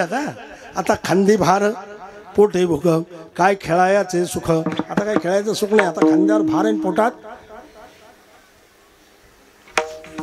भूक लागलेली आहे. मग आता भूक जर लागली तर मग ते म्हणतात आणा काहीतरी शिदोऱ्या तुमच्या घरून जा घेऊन या. ते म्हणते देवा तू का म्हणे हरी माझे कोणी नाही घरी. देवा आमच्या घरी कोणीच नाही, जे असेल ते तर आणा. तेव्हा ठीक आहे मग, पण कुठे न्यायचे हे आम्हाला सांगा. ते म्हणे एक काम करा, वाळवंटात न्या, वाळवंटात बसा, मी आलोच. मग त्याने प्रमाणे सर्व तयारी झाली. पण ते वाळवंटात गेले. गोपाळ असे बसले, खडक होता, खडकावर शिदोऱ्या ठेवल्या अजून सोडल्या नाही, खडकावर शिदोऱ्या ठेवल्या आणि असं गोलाकार बसले. तितक्यात चमत्कार झाला, देव जळी झाले मासे. देव झाले, ते आले तिथून काल्याच्या आशेने. इतकंच नाही, यमुना जळ सुद्धा स्थिर झालं, यमुना जळ स्थिर झालं. आणि मग काय तो आनंद, अप्रतिम आनंद आहे. आता काला भेटणार आहे. अशा वेळेला ते गोपाळ जे होते त्यांनी चिंतनाला सुरुवात केली. श्रीकृष्ण जय कृष्ण, श्रीकृष्ण जय कृष्ण, श्रीकृष्ण जय कृष्ण, श्रीकृष्ण जय कृष्ण, श्रीकृष्ण जय कृष्ण, श्रीकृष्ण जय कृष्ण, श्रीकृष्ण जय कृष्ण, श्रीकृष्ण जय कृष्ण, श्रीकृष्ण जय कृष्ण, श्रीकृष्ण जय कृष्ण, असं चिंतन सुरू केलं. का आपल्याला काला मिळणार आहे, तो कोणामुळे? कृष्णामुळे काला मिळणार आहे. आम्हालाही काला मिळणार आहे, आम्ही गोपाळच आहोत, पण आम्हाला काला मिळणार आहे ते आमच्या ज्ञानोबरायांच्यामुळे, आमच्या तुकोबरायांच्यामुळे. आम्ही त्यांचं चिंतन सुरू करणार आहे. ज्ञानेश्वर ज्ञानेश्वर माऊली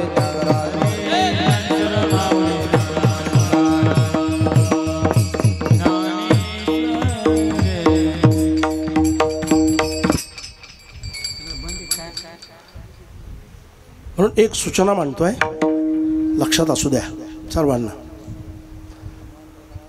माझ्या मनात एक भाव निर्माण झाला, कळत न कळत.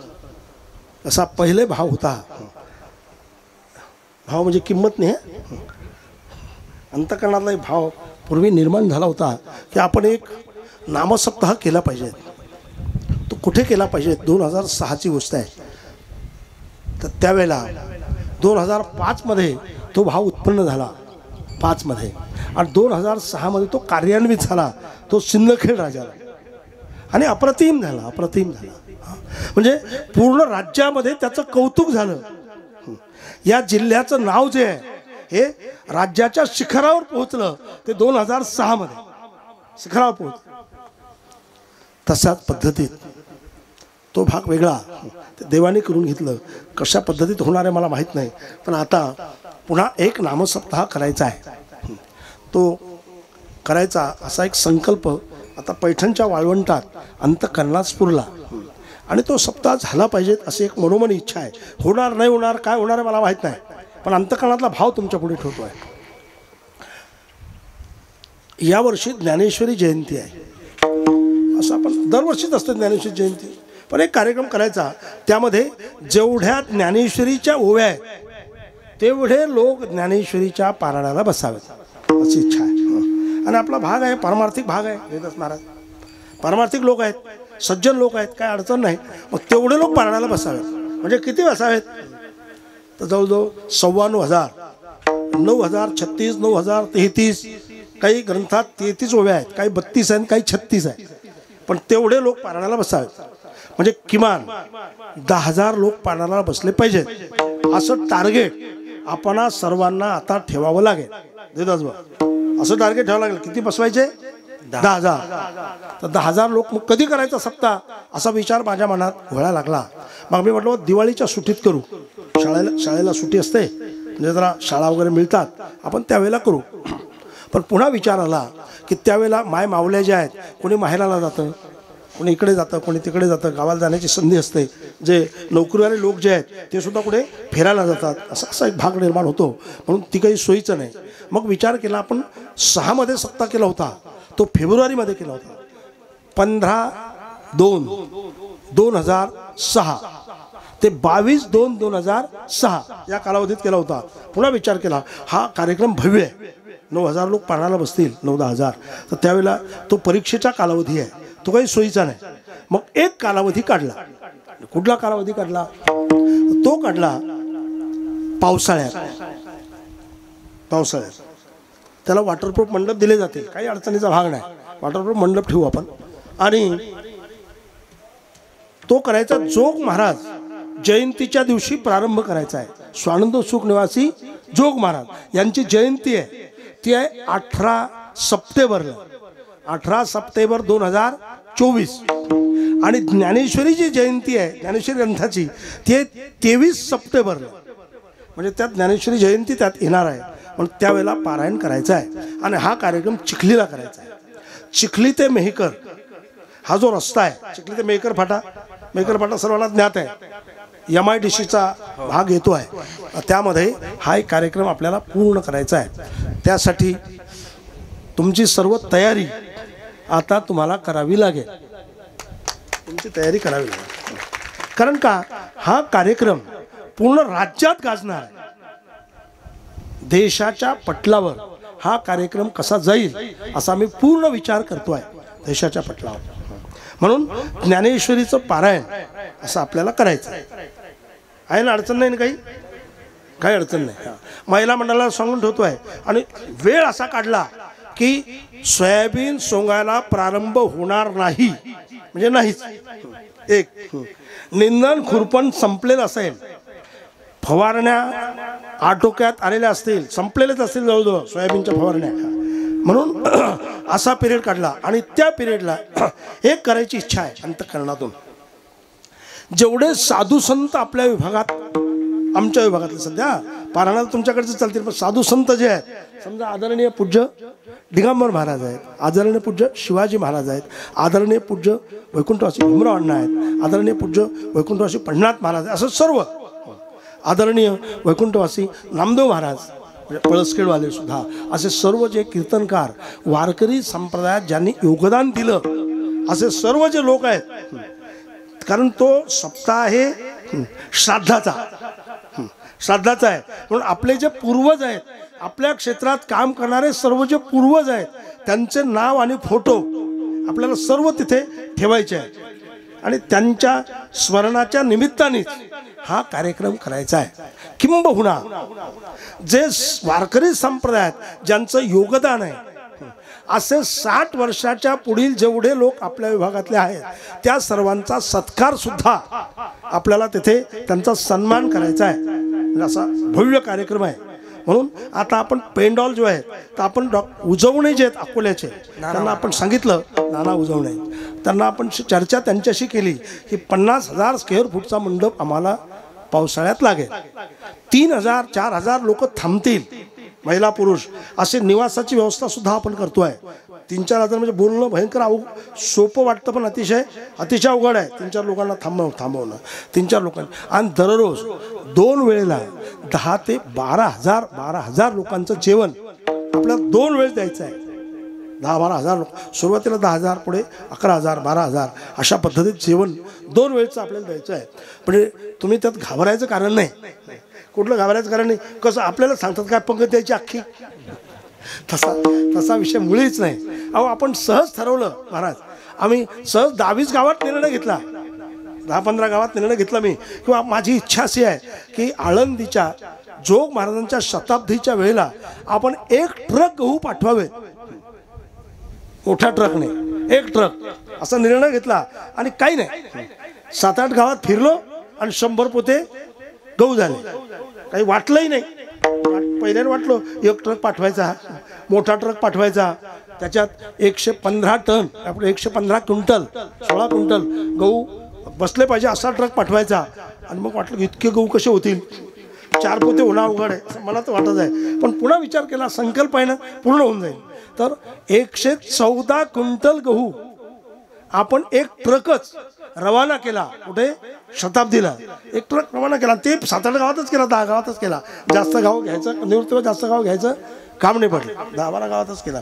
म्हणजे एकंदरीत हे काही अन्नदान म्हणजे काय असे फार अवघड गोष्ट नाहीच आहे. फक्त वाढणं अवघड आहे, ते लोक बसवणं अवघड आहे, पेंडॉल अवघड आहेत, ह्या सर्व अवघड गोष्टी आहेत, त्याचं नियंत्रण अवघड आहे. पण ते सर्व आपण करणार आहे, एवढं डोक्यात ठेवा. म्हणून आता माय मावल्याने तारीख ध्यानात ठेवली का? 14 सप्टेंबर पितृपक्षाचा पहिला दिवस, भाद्रपद वद्य प्रतिपदा यावेळेस सुरू होणार आहे.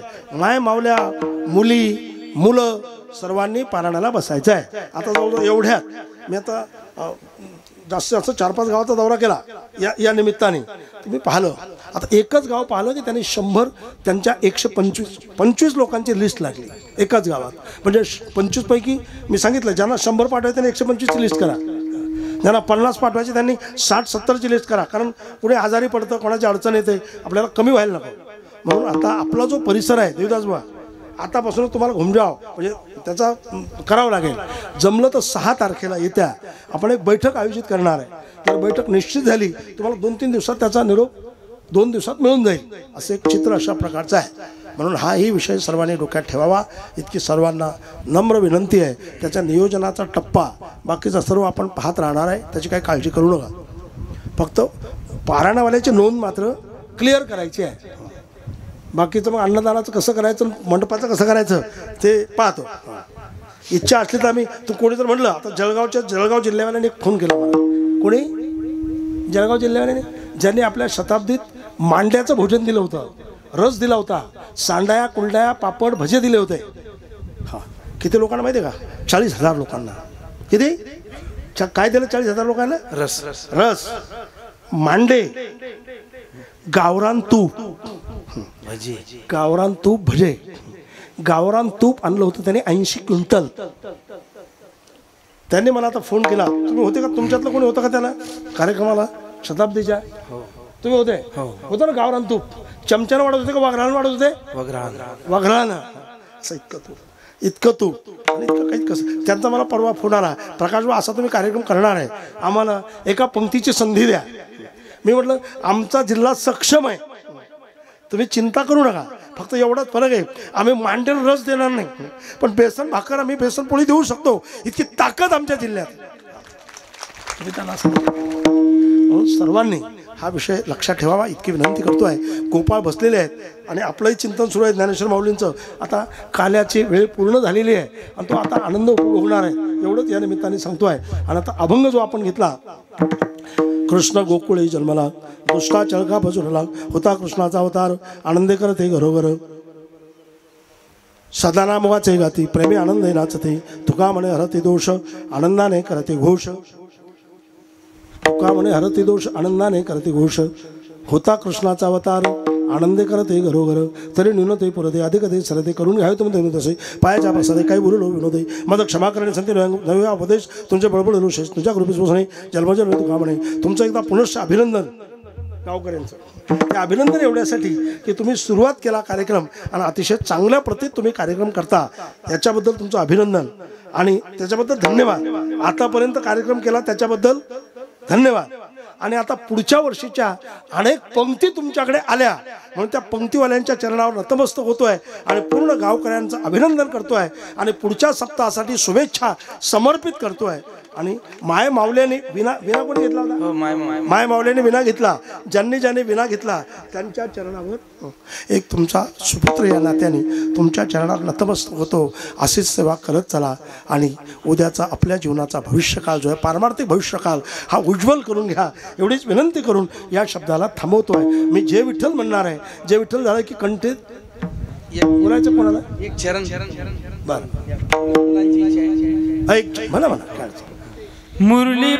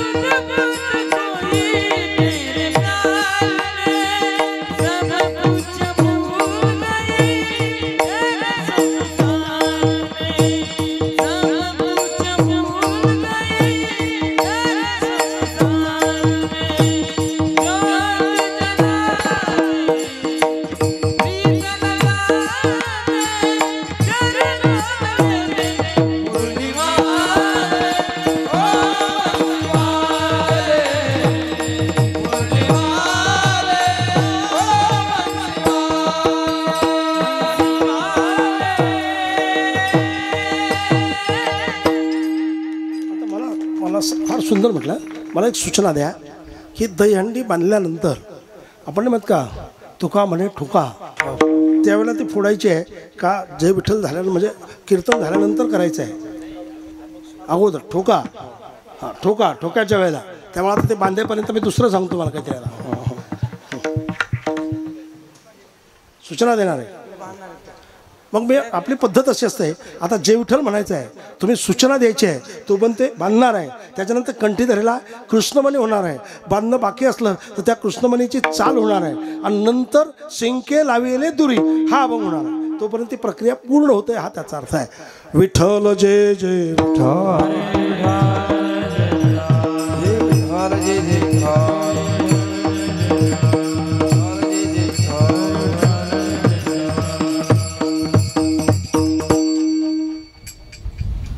सूचना द्यायची ना. आपण बसलो असतो तर मला आता शक्य नाही आता एवढं.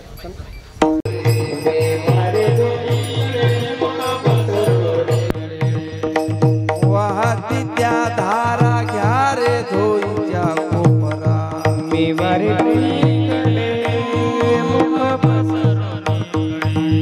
वाहती त्या धारा घ्या रे धोईच्या कोपरा,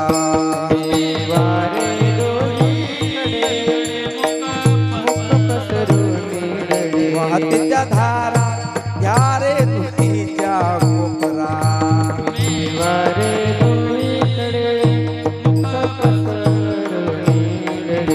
तुका म्हणे हाती टोका, हाना हाना, तुका म्हणे हाती कवने रे तुका, तुम्ही वारे